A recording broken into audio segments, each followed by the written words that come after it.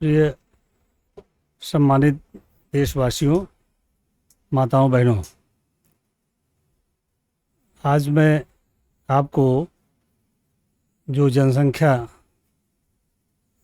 पर जनगणना होनी है उसमें सभी जातियों का अलग अलग कोड अलॉट किया गया है और उस कोड के तहत हमारी जनगणना होगी।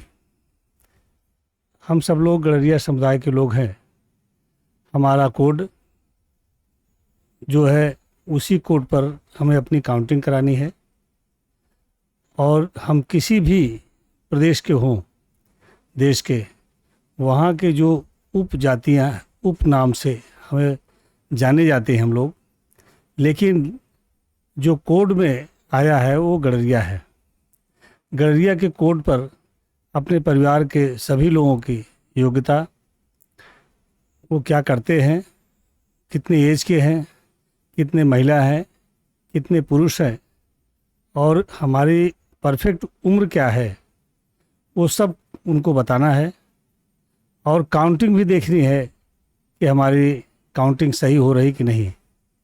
हम सभी लोग, हम तो ये चाहते हैं कि धनगर या निखर या और कोई उपनाम से वहाँ कोडिंग नहीं है, इसलिए सब लोग मिल करके गड़रिया के ही कोड को फॉलो करें, जिससे कि हमारे पूरे देश में सही रूप से गिनती हो सके और इसी गिनती के आधार पर हमें सामाजिक न्याय मिलेगा।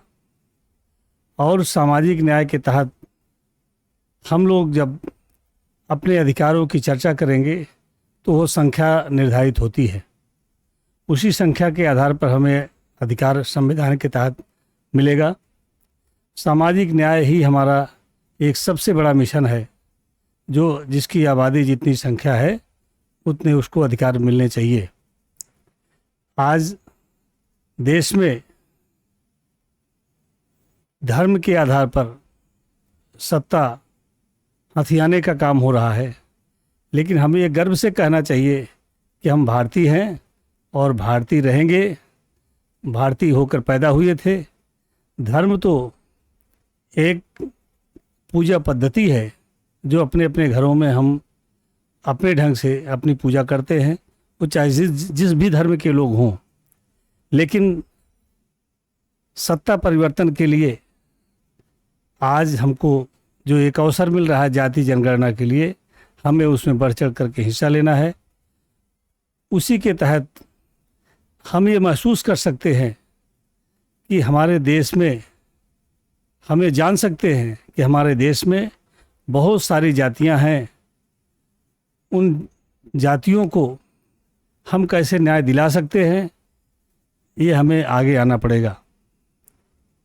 और न्याय ही सबसे बड़ा हमारा हथियार है, सामाजिक न्याय। उस सामाजिक न्याय के तहत हम अपने अधिकारों को बखूबी लड़ सकते हैं। मैं तो ये कह सकता हूँ कि यह भारत देश एक जातियों का देश है, वर्ग का है। ये धर्म के आधार पर हमको बहुत पीछे ले जाता है। हम पढ़ाई लिखाई में भी पीछे हो जाते हैं। हम अपने को केवल पूजा व्यवस्था में ही धर्म को हमेशा आगे आने देना चाहिए। हम सभी लोग शोषित हैं, पीड़ित हैं, वंचित हैं। हमारी जातियां, हमें जो आरक्षण मिला हुआ है, इस आरक्षण को भी हमें दूर तक दूरगामी परिणाम होंगे इस आरक्षण के। इसलिए आरक्षण को, रिजर्वेशन को दया की भावना से हमें नहीं देखना चाहिए। ये हमारा अधिकार है, संविधान में दिया गया है और इसको मैं ये मानता हूँ कि जिसकी जितनी आबादी है उसको उतना अधिकार मिलना चाहिए। पिछड़े, दलित, शोषित जो भी हैं उनकी आबादी 90% है। 90% अधिकार इन सभी वर्गों को मिलना चाहिए। अच्छी सी जनगणना में आज से ही हमें जुटना चाहिए, अपने लोग जागरूक करना चाहिए जो पढ़े लिखे लोग नहीं हैं। मैं अपनी पार्टी की तरफ से आप सब लोगों का स्वागत और अभिनंदन करता हूं कि आप लोग जो भी सरकार से योजनाएं आएँ उनको भी आप फॉलो करें, उनके कामों को देखें और अधिकार को प्राप्त करें, कर्तव्य को देश के प्रति निभाएं, समाज के प्रति निभाएं, अपनी पढ़ाई पर विशेष ध्यान दें, क्योंकि यही हमें एक अच्छे रास्ते पर ले जाने के लिए, हमारी शिक्षा ही हमको अच्छे रास्ते पर ले जा सकती है। दोस्तों, मैं आप लोगों के बीच में हमेशा रहता हूँ। हमारी हिंदुस्तान पीपुल्स पार्टी राज्यपाल संघर्ष में के दिनों में है, और इन संघर्ष के दिनों में हमें एक रास्ता जो मिला हुआ देवी अहिल्याबाई होलकर का, इन्हीं नीतियों के साथ हम अपनी रीत को जोड़ेंगे, अपने समाज को जोड़ेंगे, और आज पूरा देश देवी अहिल्याबाई होलकर को नमन कर रहा है। हम सब लोग इनके जितने भी कार्यक्रम आवेंगे हम उनमें अपनी उपस्थिति दर्ज कराएंगे।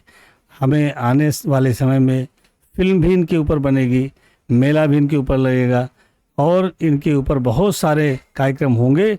लेकिन ये आप सबकी कुल देवी हैं, इनको हमें नमन करते हुए आगे बढ़ना है। जय हिंद, जय भारत।